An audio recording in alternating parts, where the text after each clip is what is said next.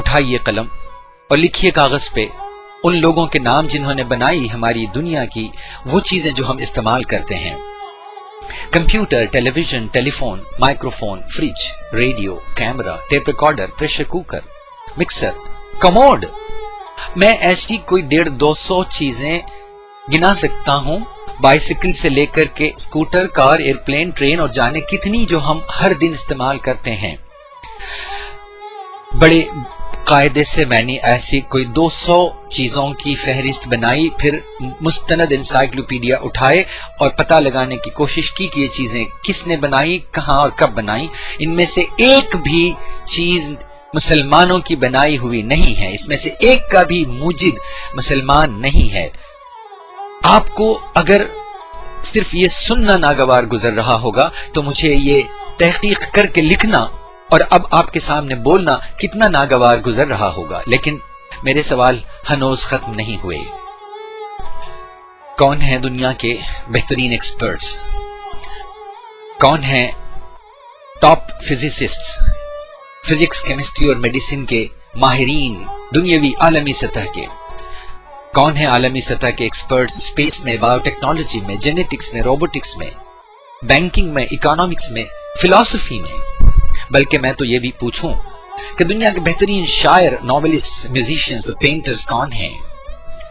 کون ہیں وہ جنہوں نے پیسیفک اور اٹلانٹک کی گہرائیوں کو ناپا؟ کون ہیں وہ جو ماؤنٹ ایورسٹ پہ بار بار جنہوں نے اس کو فتح کیا؟ کتنے مسلمان نام آپ کو یاد آ رہے ہیں جو خلا میں پہنچے؟ بین الاقوامی سطح پہ جیتنے والے کتنے مسلم کھلاڑی آپ کو نام یاد ہیں؟ مجھے بھی کچھ یاد آ رہے ہیں، آپ کو بھی یقیناً کچھ یاد ہوں گے۔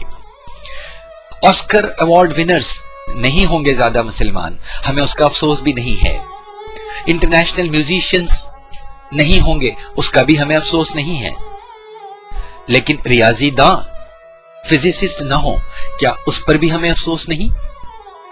اور کیسے ہوں گے ریاضی داں، کیسے ہوں گے اکیڈمکس، فلاسفرز ہمارے ہاں پیدا، جبکہ ہمارے لٹریسی ریٹس، تعلیم کی ہماری پہنچ ہماری تعلیم تک نہیں ہے۔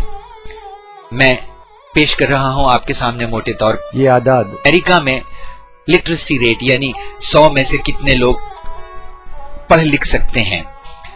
امریکہ میں 99.5%، 99.5%، اور دنیاوی سطح پہ امریکہ کا نمبر 39واں ہے۔ سعودی عرب میں خاصا اچھا ریٹ ہے، 93.6%، اور 106ویں نمبر پہ ہے، جبکہ سوڈان میں 78% اور پاکستان میں صرف 65% لوگ پڑھ لکھ سکتے ہیں۔ گویا 35% لوگ پاکستان میں پڑھ لکھ بھی نہیں سکتے۔